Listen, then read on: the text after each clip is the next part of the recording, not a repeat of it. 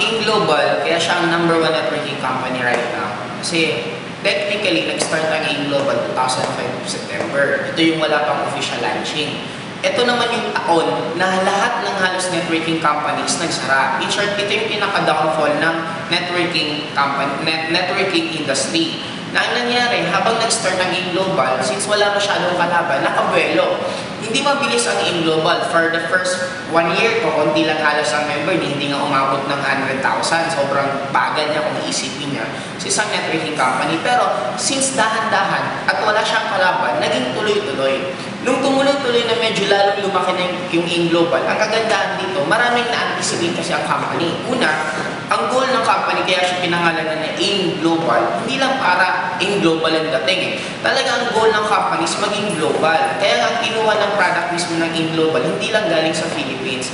Hindi sa dinidegrade ko yung produkto ng Philippines. Kaya lang, magiging dilemma kasi pag ang product natin galing mismo sa Philippines, ang magiging dilemma nun, automatic, pag ibebenta mo, alam mo, ibebenta mo sa first world country, yung Amerikano, ibebenta mo ng produkto, tatanungin ka saan galing, sasabihin ng Philippines, parang magiging dating, ano yun?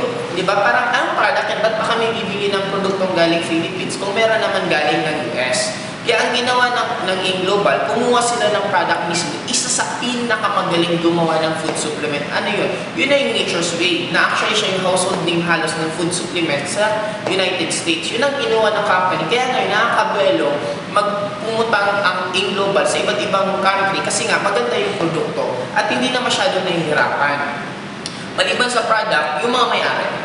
Sa may-ari, sobrang until now, tuloy-tuloy pa rin sila nagtatrabaho, hindi pa rin sila nagpapahinga. Kung ang mga top distributor, nagpupuyatan, sila din nagpupuyatan din kaya iisip, paano lalong gaganda ang company. Ang isa pang lalong ginanda ng company, maliban sa nandito si Francis Miguel, si John Aspirin, si Dr. Ed Cabanto, nadagdagan pa ng mga malulupit na trainer, yung training team. Sino yung training team? Si Jurgen Gonzalez, isa sa pinakamatagal na umalis sa Forever Living. After Forever Living, tumuloy na siya, dumiretso na talaga siya ng In Global. Anti-binary din siya before. Talagang sobrang negative niya sa binary. Pero nung nakita niya na maganda ang In Global, gumawa pa rin siya ng way na lumipat siya. Okay? Sumunod si si Arnel Limpin, si Jun Espinosa, lahat sila nandito din na isa sa pinakamagagaling na mga trainer.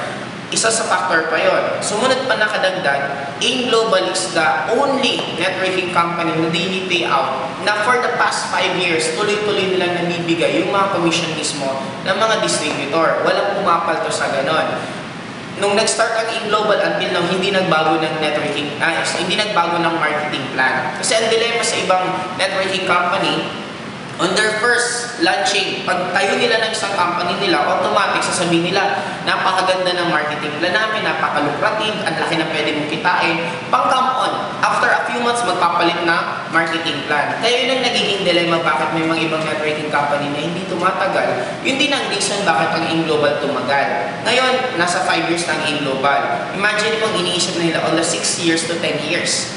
Na ang magiging susunod na gagawin ng company, hindi lang sa food supplement na magfo-focus, kung hindi pati sa mga technology, sa mga gadgets, doon na rin magfo-focus, doon na papunta ang In Global.